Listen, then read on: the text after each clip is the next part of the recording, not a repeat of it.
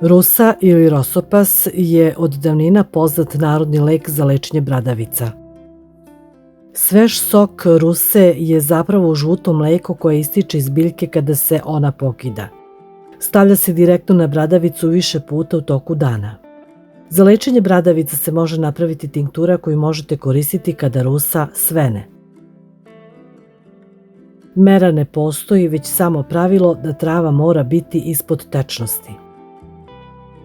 Pažnja! Sveža biljka nije za unutrašnju upotrebu jer je toksična u svežem stanju. Tinkturu nanositi na bradavice 3 puta na dan. Pokazala se delotvornom i kod psorijaze.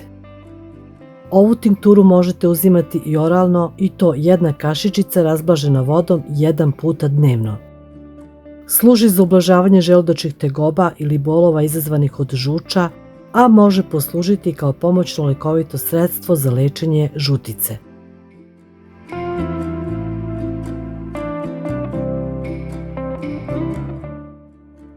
U čistu teglu staviti iseckanu svežu rusu.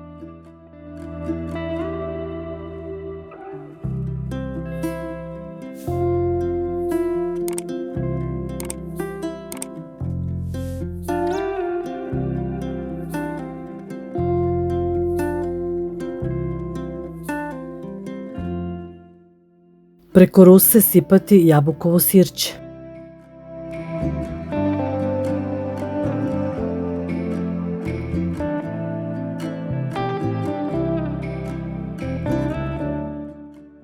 Teglu dobro zatvoriti i ostaviti da odleži 30 dana na tamnom mestu uz povremeno mešanje. Nakon 30 dana tinkturu procedite. Pre primene bilo kog oblika korišćenja ruse za unutrašnje organe, poželjno je posavjetovati se sa lekarom. Kod pravilnog doziranja propratnih nuspojava nema.